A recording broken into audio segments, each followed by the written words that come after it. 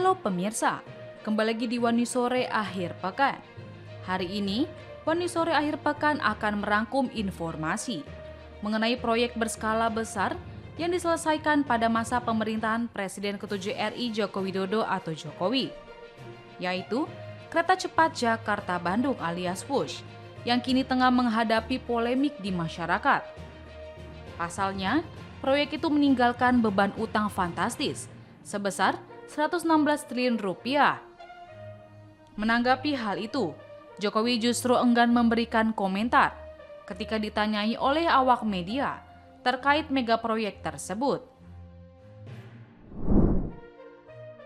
Berita selanjutnya terkait beredar kabar penetapan tersangka dugaan korupsi kuota haji di Kementerian Agama atau Kemenak periode tahun 2023 hingga 2024 terhambat karena intervensi kepolisian.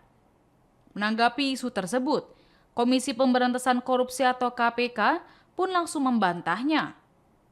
KPK menegaskan bahwa penyidikan masih berjalan dan saat ini berfokus pada pendalaman keterangan dari berbagai penyelenggara ibadah haji khusus atau PIHK. Pemirsa, inilah Wani Sore Akhir Pekan selengkapnya.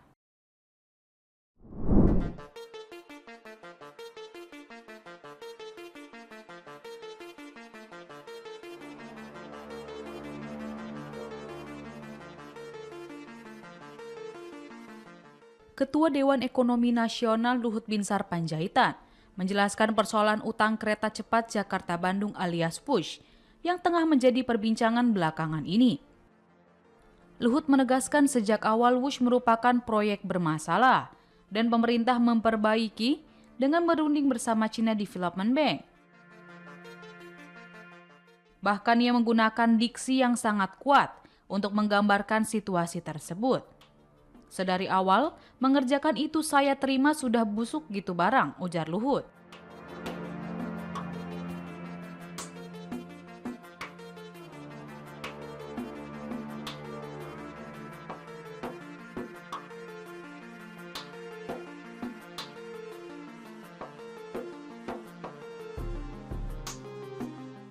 Usai menerima barang yang busuk tersebut, Luhut mengungkapkan bahwa pemerintah berupaya memperbaiki masalah keuangan WUSH.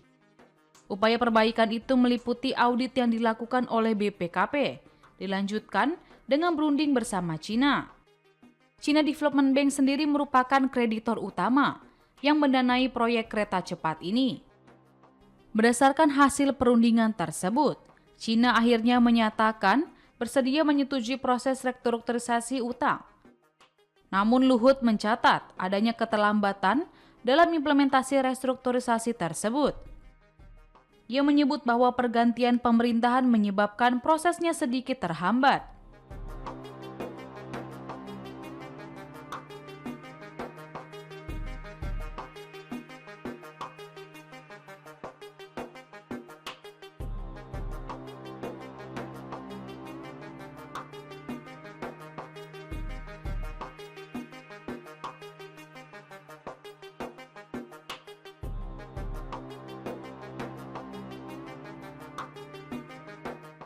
Saat ini, proses tindak lanjut restrukturisasi tersebut tengah menunggu keputusan Presiden atau Kepres.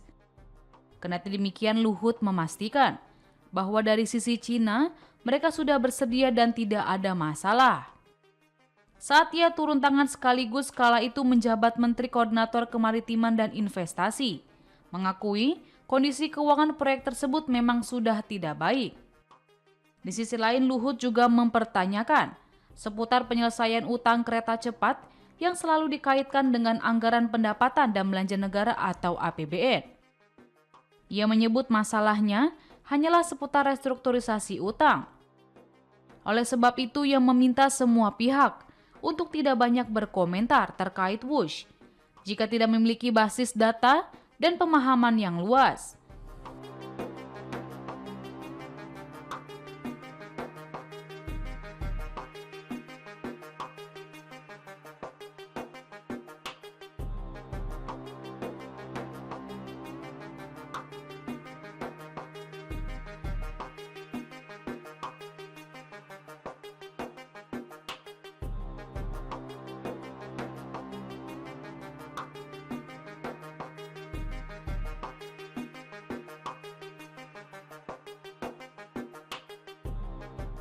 Luhut menekankan bahwa pemerintah harus solid dan kompak dalam menyelesaikan segala persoalan. Ia juga menambahkan proyek WUSH ini berbasis data, dan siapapun yang penasaran dengan rincian data dipersilakan untuk datang langsung kepadanya.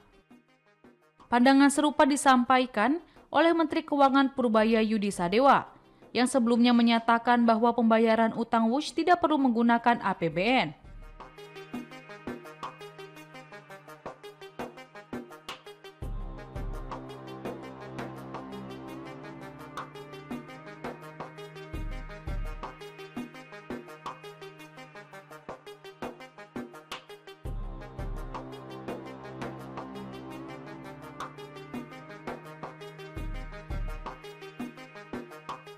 Purbaya menjelaskan, Danantara yang seharusnya bertanggung jawab karena memiliki cukup uang. Apalagi sumber dana tersebut berasal dari dividen Badan Usaha Milik Negara atau BUMN yang jumlahnya sekitar 80 triliun rupiah. Mengingat utang tahunan kereta cepat WUSH mencapai 2 triliun rupiah per tahun, Purbaya yakin uang dividen tersebut sudah cukup untuk menutup pembayaran tahunan kepada China Development Bank. Sementara itu, CEO Danantara Rosan Ruslani mengonfirmasi bahwa pihaknya sedang mengevaluasi penyelesaian utang WUSH secara menyeluruh. Rosan sudah berkonsultasi dengan sejumlah kementerian, termasuk Menteri Keuangan. Ia mengatakan Danantara sedang mengkaji secara matang skema pembayaran utang tersebut dan telah menyiapkan beberapa opsi.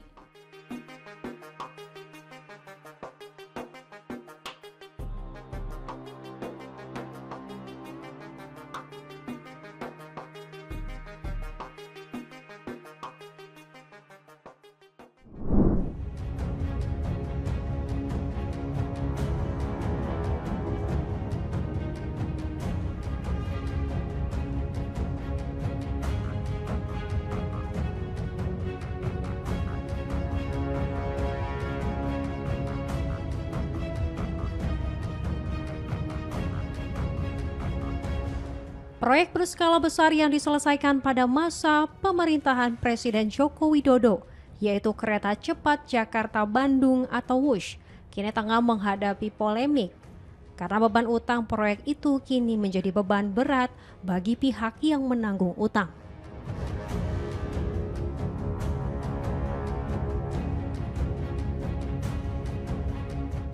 Polemik mengenai utang jumbo proyek WUSH ini mencuat ke publik setelah Menteri Keuangan Purbaya Yudi Sadewa menyatakan enggan membayar utang WUSH senilai 116 triliun rupiah menggunakan dana APBN.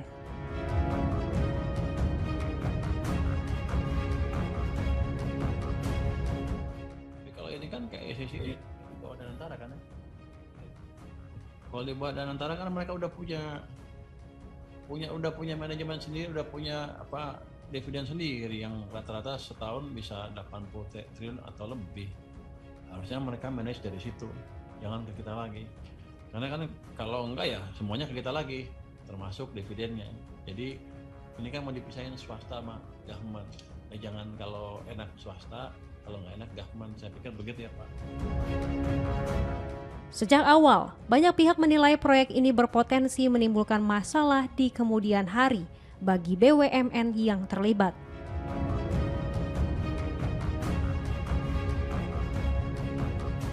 Mereka menyoroti perencanaan keuangan yang dianggap terlalu optimis, serta pembengkakan biaya yang terus terjadi selama masa konstruksi.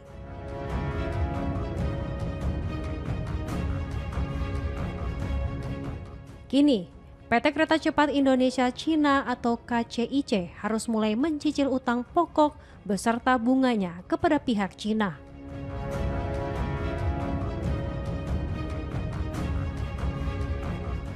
Sebagai informasi, KCIC merupakan perusahaan patungan antara Indonesia dan Cina.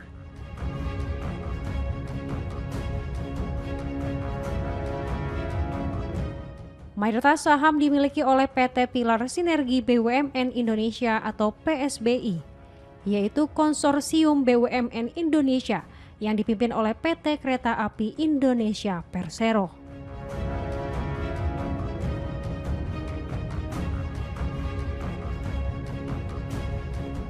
Analis kebijakan publik Agus Pambagio menilai, Presiden Joko Widodo pada saat itu tetap bersikeras melanjutkan proyek tersebut, meski telah mendapat peringatan mengenai risiko yang mungkin timbul.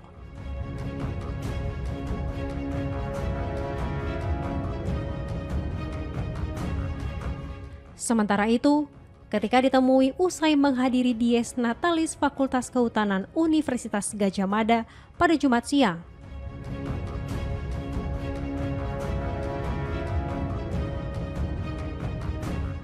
Presiden Joko Widodo enggan menjawab pertanyaan wartawan terkait polemik tersebut.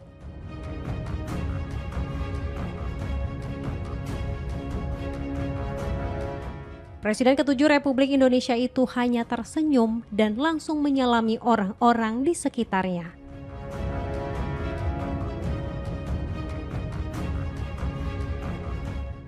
Pak, terkait bus yang masih APBN gimana Pak? Tanggapannya bus yang sekarang tidak pakai APBN gimana Pak? Bus Pak, kereta cepat Pak, gimana Pak tanggapannya Pak? Sekarang kan udah nggak pakai APBN Pak.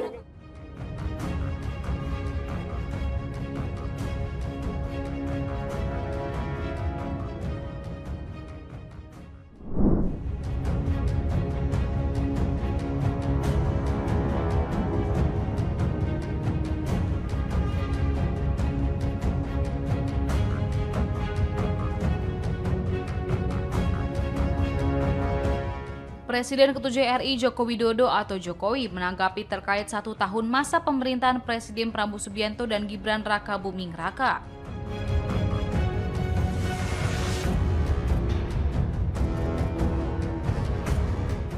Jokowi menilai pemerintahan Prabowo berjalan cukup baik, meskipun tak lepas dari sejumlah evaluasi kebijakan.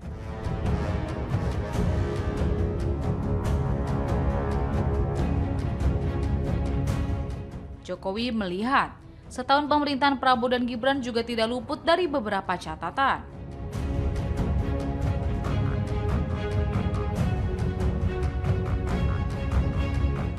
Menurut dia, program-program yang disusun pada awal-awal setahun pemerintahan Prabowo perlu diperkuat.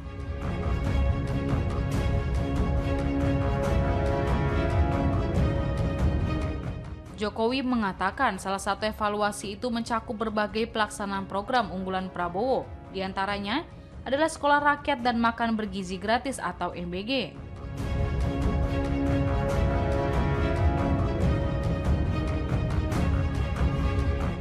Ia menilai bahwa kedua program tersebut sejauh ini diberikan apresiasi oleh masyarakat.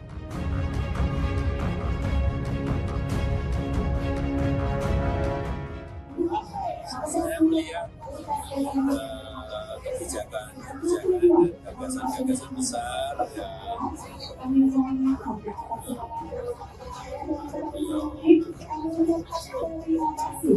kerjakan selama 1 tahun semuanya berjalan dengan baik, bahwa ada yang kecil-kecil yang perlu dievaluasi, perlu dikoreksi. Saya kira sudah bisa evaluasinya jumlah rakyat, berkaitan dengan makan bergizi gratis, banyak berkaitan dengan progres. Sementara itu, Menteri Keuangan Purbaya Yudi Sadewa mengungkapkan kondisi perekonomian Indonesia jelang setahun pemerintahan Prabowo dan Gibran.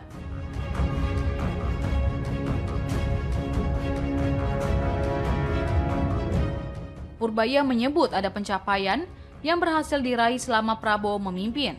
Namun di sisi lain, ada kebijakan yang perlu diperbaiki.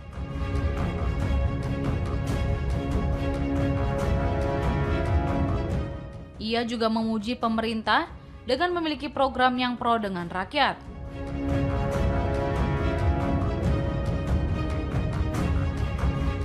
Purbaya menegaskan fiskal negara masih berada di jalur tepat, yakni masih di bawah 3%, di bawah produk domestik bruto atau PDB. Sementara rasio utang nasional masih dalam batas aman.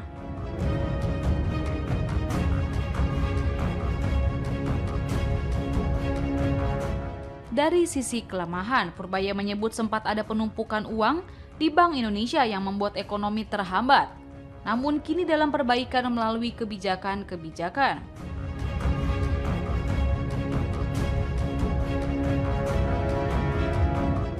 Kendati begitu, ia optimis langkah perbaikan tersebut akan mendorong ekonomi nasional tumbuh lebih cepat dalam waktu dekat.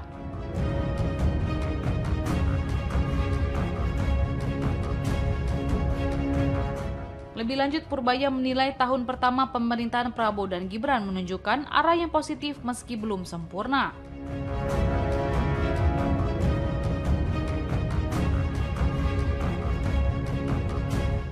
Di sisi lain, Menteri Sekretaris Negara atau Mensesnek Prasetyo Hadi mengungkapkan bahwa capaian positif kabinet pemerintahan Prabowo Subianto selama setahun terakhir cukup banyak.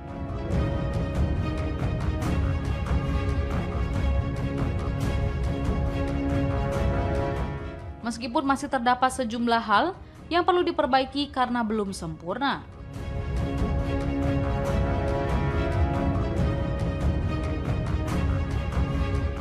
Prasetyo menyampaikan pemerintah terus melakukan evaluasi menyeluruh terhadap berbagai program dan kebijakan agar hasil kerja kabinet semakin dirasakan masyarakat.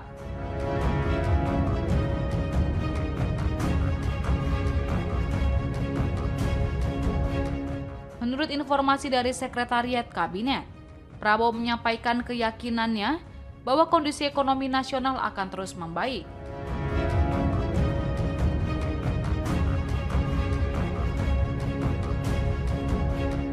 Hal ini seiring meningkatnya lapangan kerja dan berputarnya roda perekonomian melalui berbagai program pemerintah.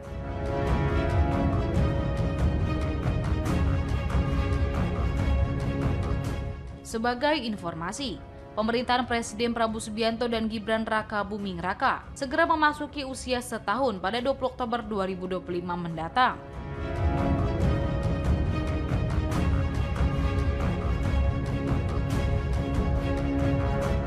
Di usia kepemimpinan yang baru seumur jagung itu, Prabowo dan Gibran diklaim telah banyak membuat gebrakan melalui program dan kebijakannya.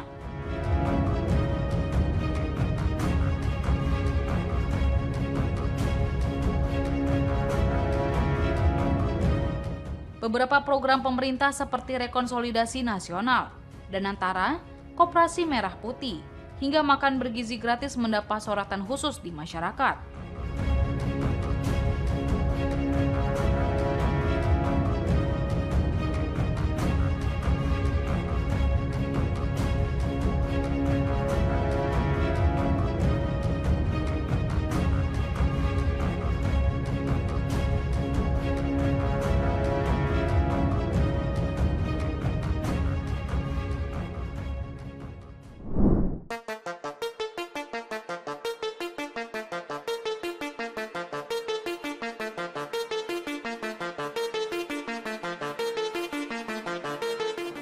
Belakangan ini beredar kabar penetapan tersangka dugaan korupsi kuota haji di Kementerian Agama periode 2023 hingga 2024 terhambat karena intervensi kepolisian.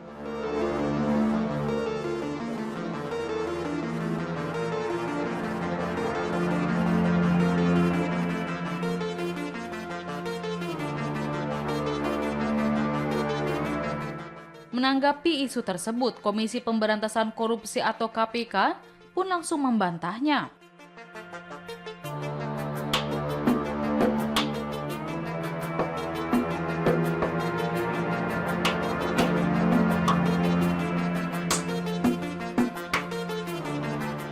KPK menegaskan bahwa penyidikan masih berjalan dan saat ini berfokus pada pendalaman keterangan dari berbagai penyelenggara ibadah haji khusus.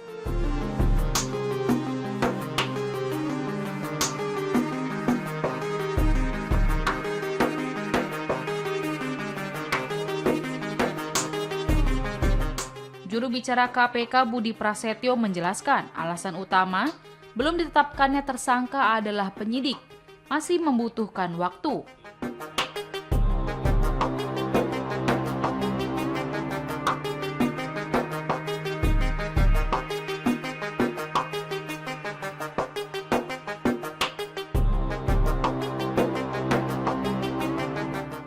Budi menyampaikan KPK membutuhkan waktu untuk memetakan secara utuh praktik jual beli kuota haji khusus di lapangan.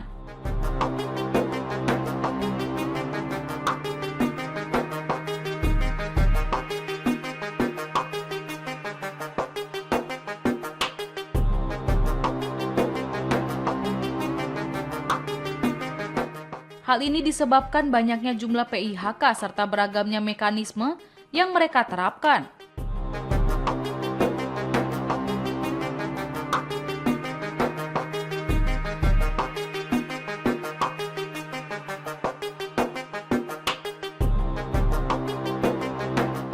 Menurut Budi, praktik jual beli oleh PIHK ini merupakan dampak atau hilir dari masalah utama.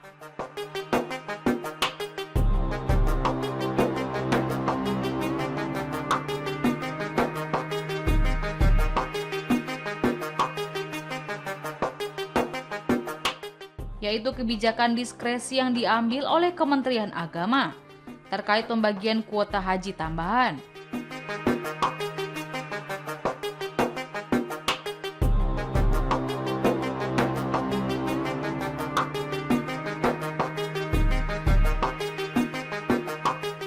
Kendati begitu, ia menyatakan kemungkinan untuk kembali memanggil dan memeriksa pihak-pihak terkait di Kemenak masih sangat terbuka.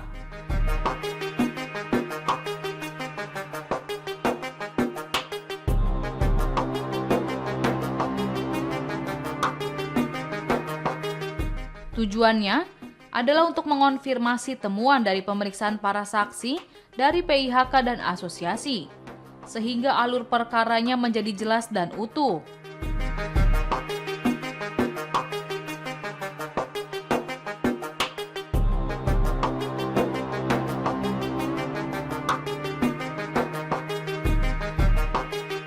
Sebagai informasi, kasus ini bermula dari pembagian 20.000 kuota haji tambahan dari pemerintah Arab Saudi.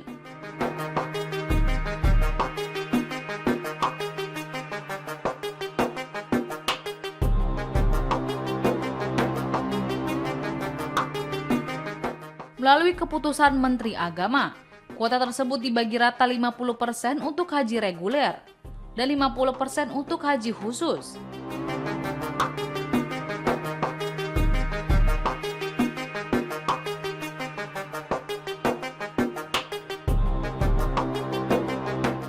Namun, kebijakan ini dinilai bertentangan dengan Pasal 64 Ayat 2 Undang-Undang Nomor 8 Tahun 2019 tentang penyelenggaraan ibadah haji dan umroh.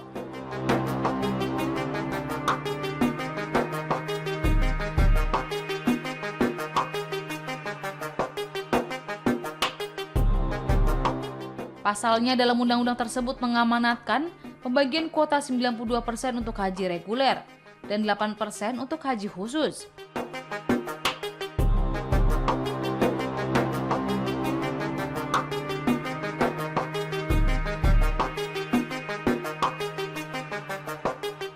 Pembagian yang tidak sesuai aturan ini diduga telah mengambil hak jemaah haji reguler yang memiliki antrian jauh lebih panjang.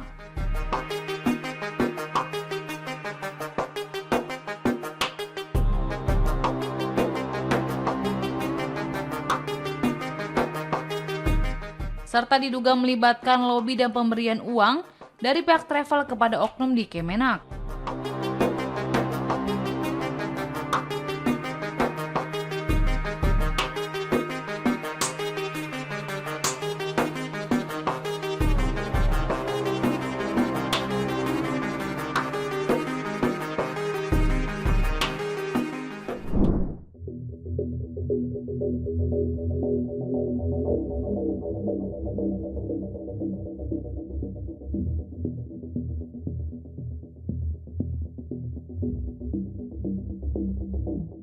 Aktor sinetron Amar Zoni dipindahkan ke Pulau Nusa Kambangan, Cilacap, Jawa Tengah pada Kamis 16 Oktober.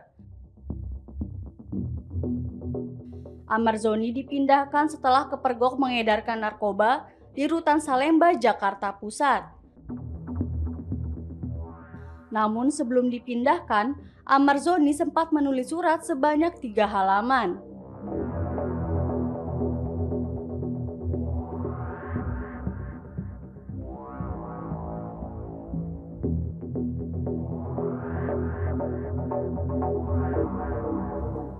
Surat tersebut kemudian dipublikasikan oleh Ustadz Dery Sulaiman di akun Instagramnya. Dalam unggahannya, Ustadz Dery menyebut surat itu diantar kepadanya pada hari pemindahan Amar Zoni. Dalam surat yang diunggah Ustadz Dery memperlihatkan halaman pertama, di mana Amar Zoni mengaku dirinya bukan pengedar. Selain itu, Amar Zoni juga berterima kasih kepada pihak yang mendoakan dirinya. Namun untuk bagian kedua dan ketiga, Ustadz Dery mengaku tidak bisa menunjukkannya karena akan dibacakan di pengadilan.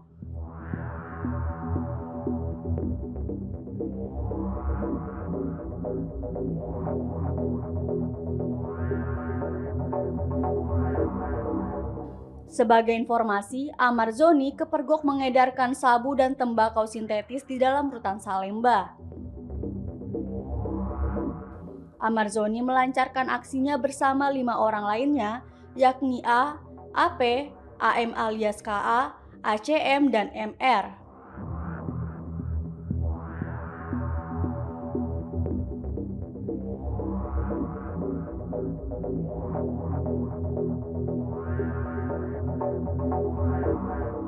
Amar Zoni dan rekan-rekannya menggunakan aplikasi Zangi untuk berkomunikasi dan mengedarkan narkoba di dalam rutan.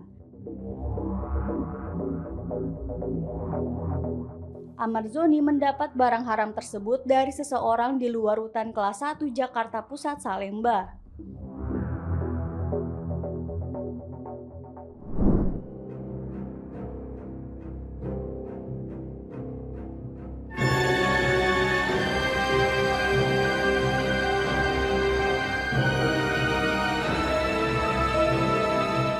Mantan Sekretaris Kementerian BUMN Muhammad Said Didu kembali melontarkan sejumlah pernyataan kritis terkait arah kebijakan di era pemerintahan Joko Widodo atau Jokowi.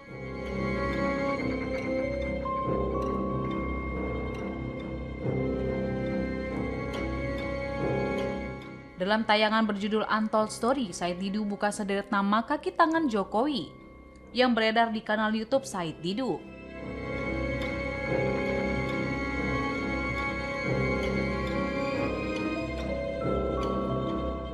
Said mengatakan pihaknya belak-belakan membongkar siapa dalang yang harus bertanggung jawab terkait Ibu Kota Nusantara atau IKN.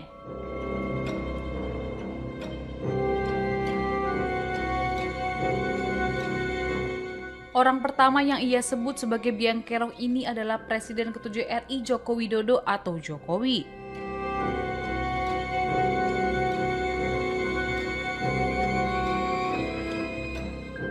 Tak hanya Jokowi, Said Didu juga menyebut ada DPR RI yang memutuskan undang-undang perihal pemindahan ibu kota tersebut.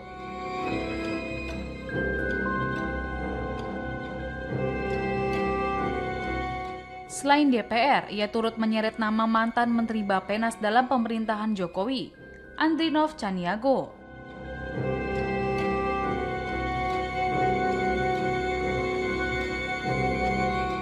Said mengatakan bahwa saat itu Andrinov Caniago menjadi salah satu orang yang bersikeras ingin memindahkan ibu kota ke Kalimantan Timur.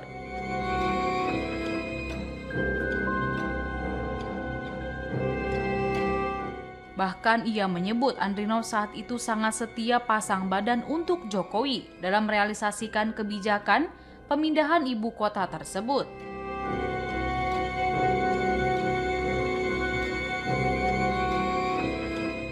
Sementara itu, orang ketiga yang harusnya bertanggung jawab penuh atas IKN menurut Said adalah mantan Menteri PUPR Basuki Hadi Mulyono.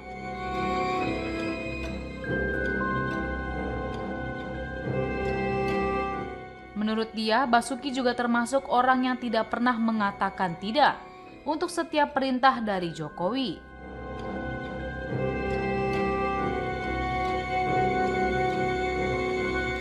Senada dengan Said Didu, mantan Menko Polhukam Mahfud MD juga menyatakan hal yang sama pada proyek IKN di Kalimantan Timur.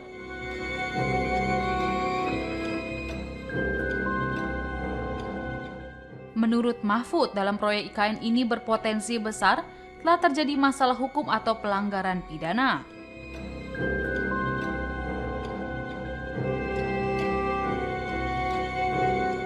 Ia lalu menjelaskan alasan IKN berpotensi telah terjadi pelanggaran pidana di sana.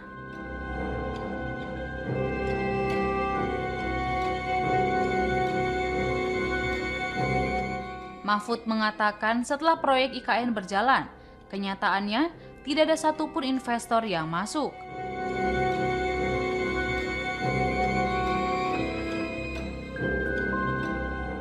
Oleh sebab itu, ia meminta Presiden Prabowo Subianto agar menyelesaikan hal ini.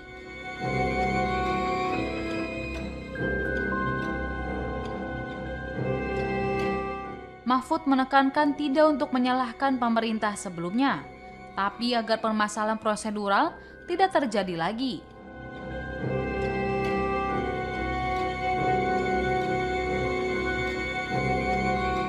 Sebelumnya Presiden Prabowo Subianto mengeluarkan keputusan terkait kelanjutan proyek Ibu Kota Nusantara atau IKN di Penajam Pasar Utara, Kalimantan Timur.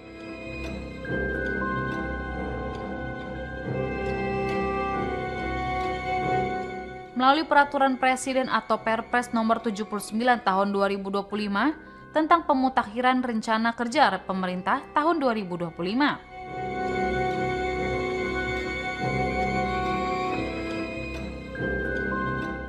Disebutkan bahwa perencanaan dan pembangunan kawasan serta pemindahan ke Ibu Kota Nusantara dilaksanakan sebagai upaya mendukung terwujudnya Ibu Kota Nusantara menjadi ibu kota politik pada tahun 2028.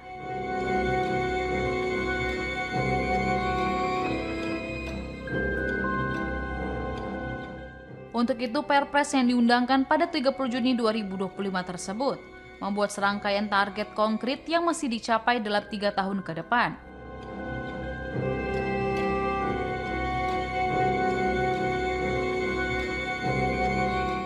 Sementara itu, Kepala Otorita Ibu Kota Nusantara Basuki Hadi Mulyono mengklaim proses pembangunan ibu kota baru pada tahap 1 sudah mencapai 70%.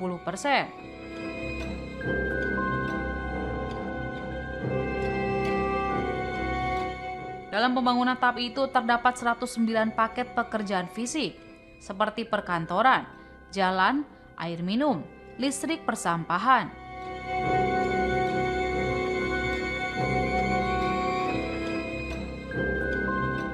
Sementara itu, rumah tapak jabatan menteri sudah dibangun sebanyak 36 unit.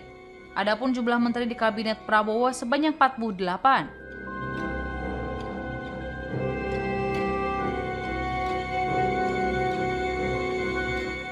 Pada pertengahan September lalu, Otorita IKN mengajukan tambahan anggaran menjadi 14,92 triliun rupiah ke DPR.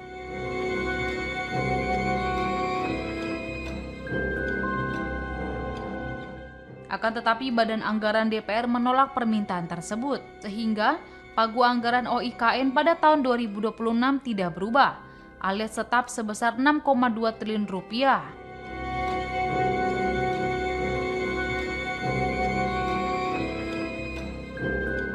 Basuki menyebut penolakan tambahan anggaran itu mempengaruhi progres pembangunan IKN tahap 2 yang fokus pada kawasan legislatif, yudikatif, hingga infrastruktur pendukung.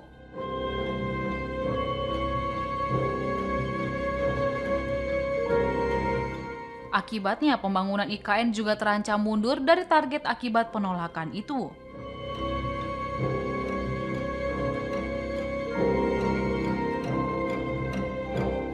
Lantas, mungkinkah proyek pembangunan IKN akan segera mencapai target dalam beberapa tahun?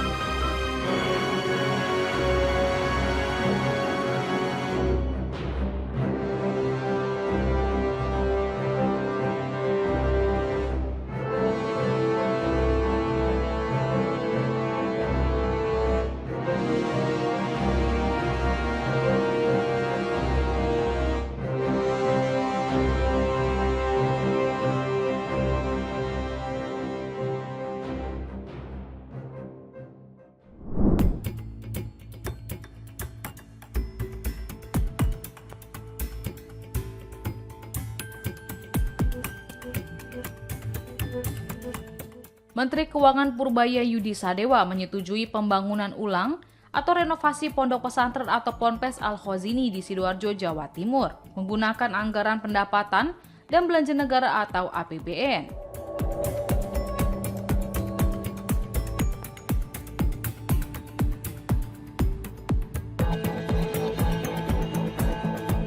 Purbaya menyebut saat ini posisinya sedang dalam mode belanja, asalkan itu tepat sasaran.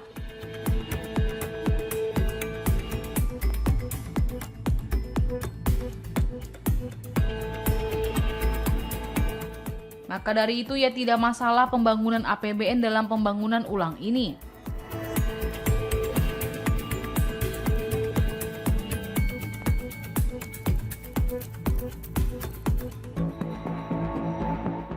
Purbaya pun mengatakan, pengambil keputusan dalam urusan pembangunan ulang Ponpes Al-Khozini adalah Menteri Koordinator Bidang Pemberdayaan Masyarakat Muhaimin Iskandar atau Cak Imin.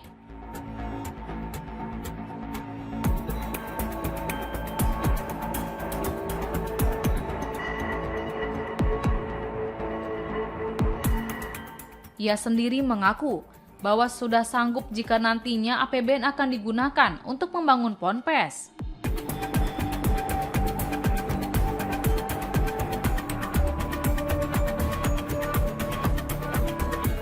Sementara itu, Menteri Pekerjaan Umum Dodi Hanggodo menyebutlah menerima arahan dari Purbaya terkait hal ini.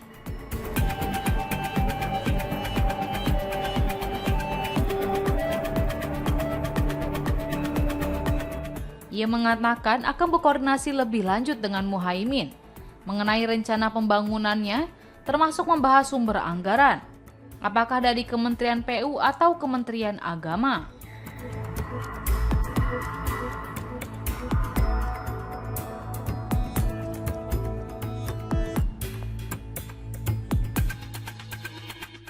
Diberitakan sebelumnya, Menteri Koordinator Bidang Pemberdayaan Masyarakat Abdul Muhaimin Iskandar atau Cak Imin menilai bahwa Ponpes Al-Khozini pantas dibantu oleh negara.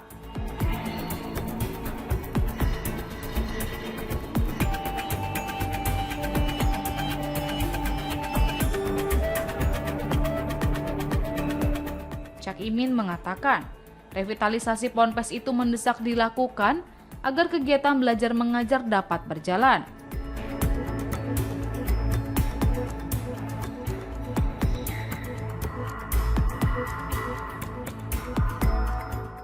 Apalagi jumlah santri tersebut berjumlah ribuan, sehingga tak bisa dibiarkan belajar di tenda.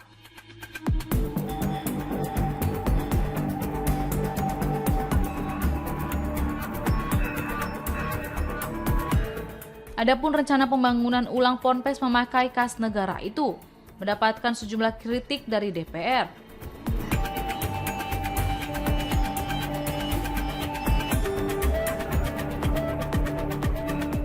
Sejumlah legislator meminta pemerintah untuk mengusut terlebih dahulu dugaan kelalaian sebagai penyebab ambruknya bangunan Ponpes yang mengakibatkan tewasnya 67 orang.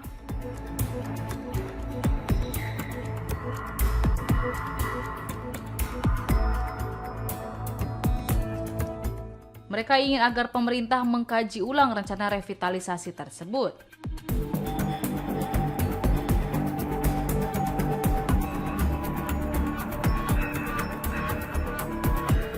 Menanggapi hal itu, Cak Imin mempertanyakan apa solusi yang bisa diberikan oleh DPR yang mengkritik rencana pemerintah.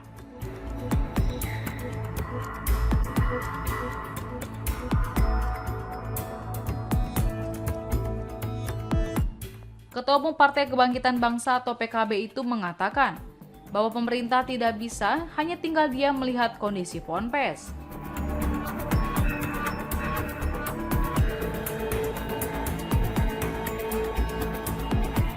Ia menekankan proses investigasi soal ambruknya Ponpes Al-Khozini di Sidoarjo, Jawa Timur bisa terus berjalan.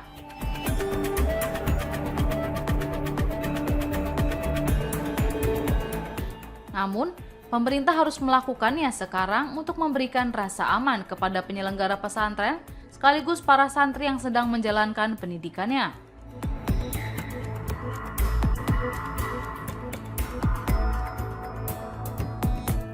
Bahkan Cak Imin menegaskan bahwa selama ini pesantren merupakan lembaga pendidikan yang jarang tersentuh oleh bantuan anggaran negara.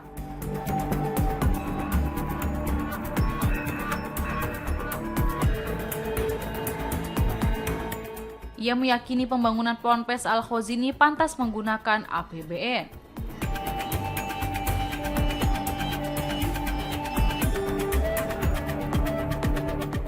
Sebagai informasi, ambruknya Ponpes Al-Khozini di Sidoarjo, Jawa Timur menjadi peristiwa tragis di penghujung September.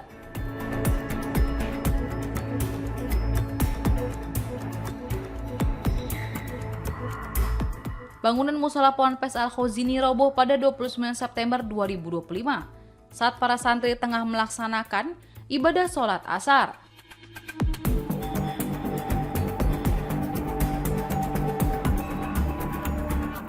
Proses pencarian dan evakuasi berlangsung selama 9 hari, sebelum resmi ditutup pada Selasa 7 Oktober 2025.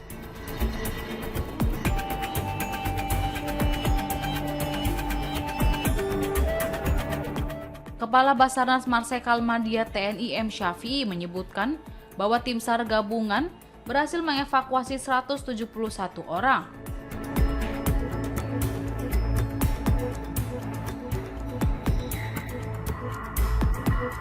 Terdiri dari 104 orang selamat dan 67 meninggal dunia, termasuk 8 potongan tubuh.